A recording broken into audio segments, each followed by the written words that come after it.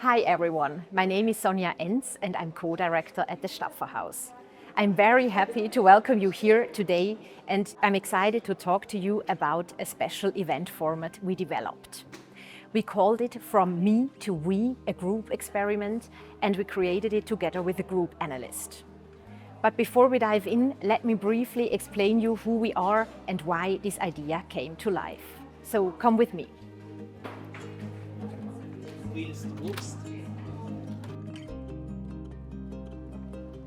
The Stapferhaus is a place for encounter and dialogue located in Lenzburg, a small town in the heart of Switzerland. Right now we're showing Health, an exhibition with side effects. For the dramaturgy of the exhibition, we got inspiration from a healthcare center. And obviously the journey starts in the waiting room.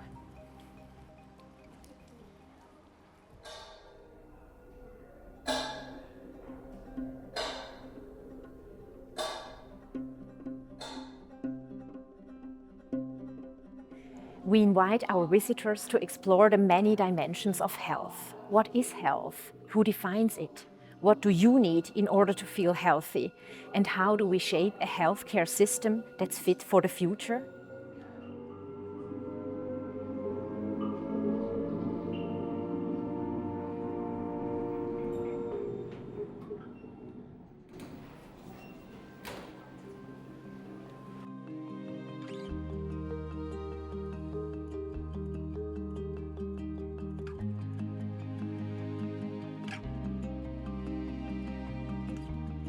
With all our projects, we aim to create space for reflection on an individual and on a societal level.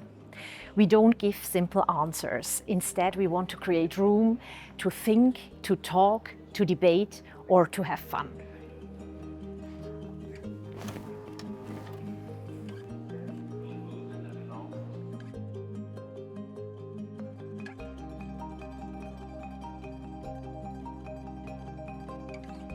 Danke. Die Argumente sind auf dem Tisch. Wollen Sie Bürokratie?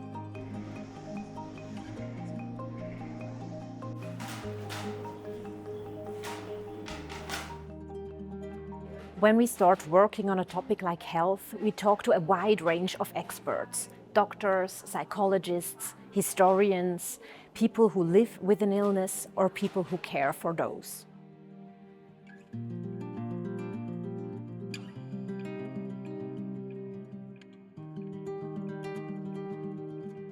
In these conversations, we discover the key aspects of a topic, the controversial debates and the stories that move us.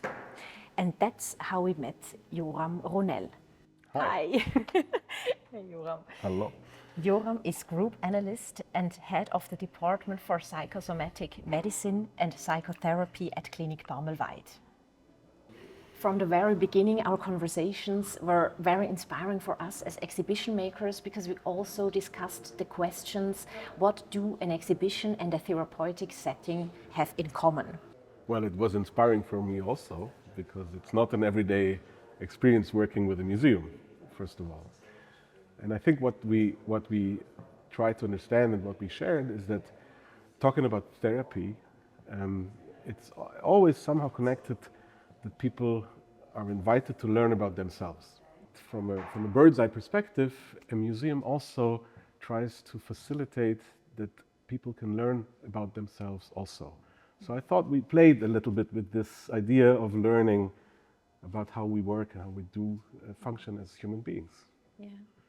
And it's not only about ourselves, but also about how we function in a society. Yes. So what influences our behavior? Yeah. No? And there we come with the group. And always when we're working with groups in therapy, then in a way a group also represents, a small group represents the family, for example. And bigger groups and larger groups, they represent more ideas about society. So there we found that would be a nice way of putting these ideas together. Yeah.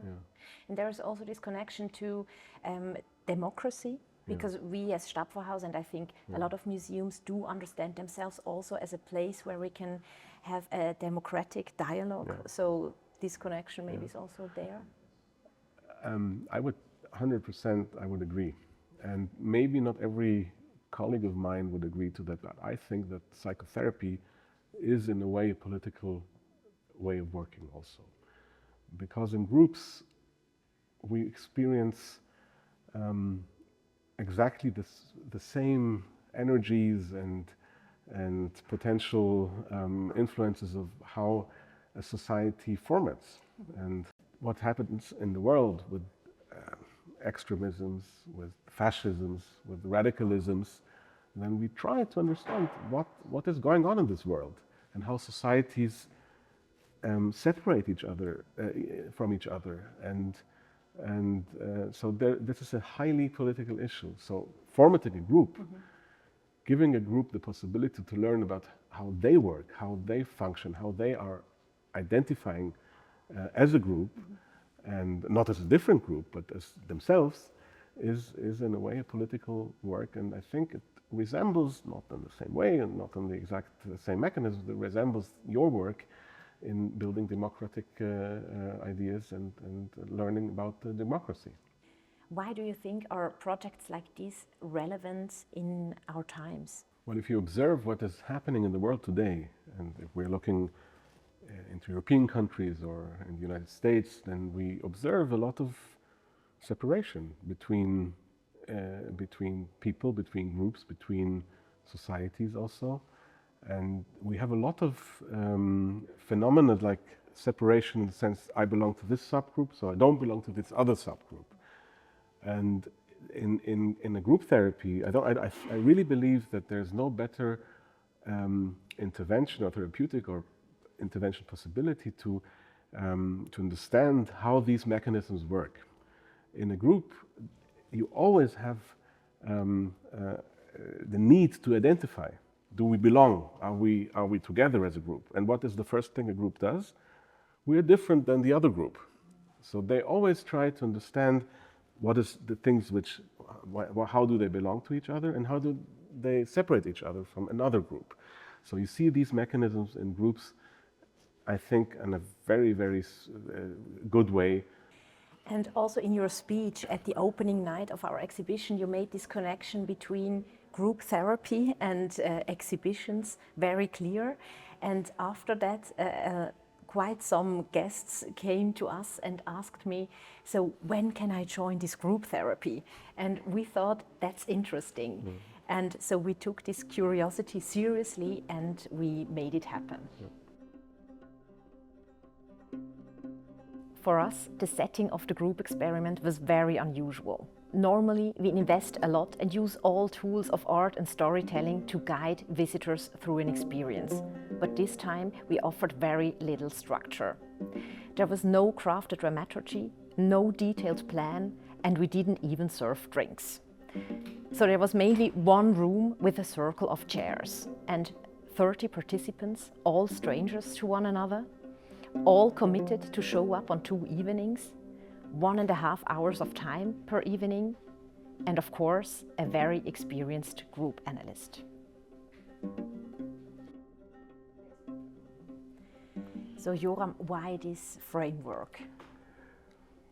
What was fascinating with this experiment is that we were able, with your help, and I really was fascinated by this setup here, to imitate a surrounding where we somehow force the group to be in a situation of not belonging, of feeling foreign.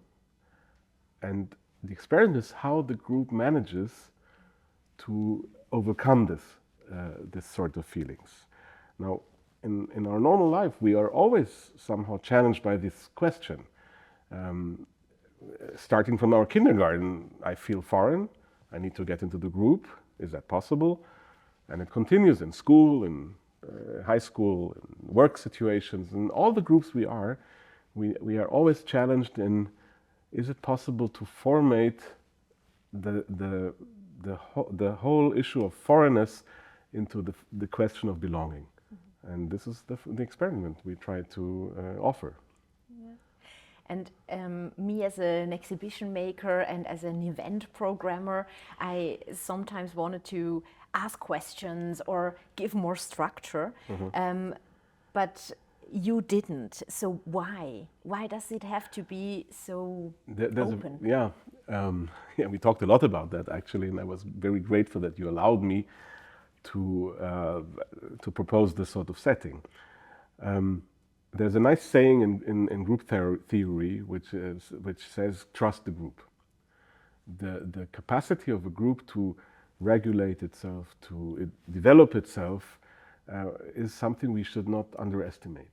And so what we did, and that was my role, is not to offer rules, not to offer regulation or structure. What we offered was this circle of chairs, and that's it. And see what the group does with it. And that was very fascinating. And what is your role as a group analyst? Of course, this wasn't therapy. We offered some sort of self-experience. I would never call it a therapeutic setting, but we used it. We used these models in order to do this experiment with you at Stapferhaus in the museum. So my role was actually to be there, to hold the situation in the sense that I was there for them, and to give a starting point and to give an end point, maybe to amplify what is being said, sometimes also to amplify what is not being said. And I offer a point of focus, so they can interact with me, because the group is without a leader. So they want me as a leader, maybe. But I'm frustrating also because I don't take the role as a leader, but I just take the role as someone being there. And that is quite interesting, how the group managed to do that, and what techniques they thought of, how fantasies evolved, how they had inspirations, and how they... It's a very frightening situation also, in a way, because if you're not offered the structure, if you're not in normal, conventional society things, then it is quite frightening and dangerous. So on the other hand, we trust the group, and we think that they are capable of surviving this, not more than surviving, to arrange it, to negotiate in between them what is good, what is not good, what are the rules. And this was a process which was very, very interesting to observe and also to be part of it. Laura Kunert is a master student in psychology, and she had the important role of observing the process. I felt that people were quite tense, but excitement was around, so people were curious about what is going to happen. And there was also high activity, so I felt that people really wanted to get started and were really curious to get involved and to begin. What I expect was actually people being really shy and modest and quiet, because we experience that sometimes in the psychiatry. But the completely opposite thing happened. So first of all, a young woman raised her voice. That were the first words in this experiment. And she said, "My nightmare has come true. No structure, no advice." And that was all she feared. That was quite a big opener, and people jumped on and used it, and the conversation began. The interaction over it all was, we had a lot. We had feeling things out in the beginning. What can I say? What can I not say? How do I behave? Where do I sit? And then we have these intimate moments where people really were courageous and shared their stories and be intimate. We had also confrontation, slightly small conflicts, and so we had a bit of everything in this interaction, and that was quite interesting. It was striking that that the group was able to share in very intimate moments, I think, their issues of being lonely and their issues of wanting to connect. And they opened up, especially in the second session, and were sharing their needs and their wishes. And I found it very, very touching that this happened in this special setting, in this structure with actually a structure without structure. For us at Stapferhaus, the group experiment was a success and a very special experience. We want to continue working collaboratively together with other institutions from other fields because we can learn so much from each other.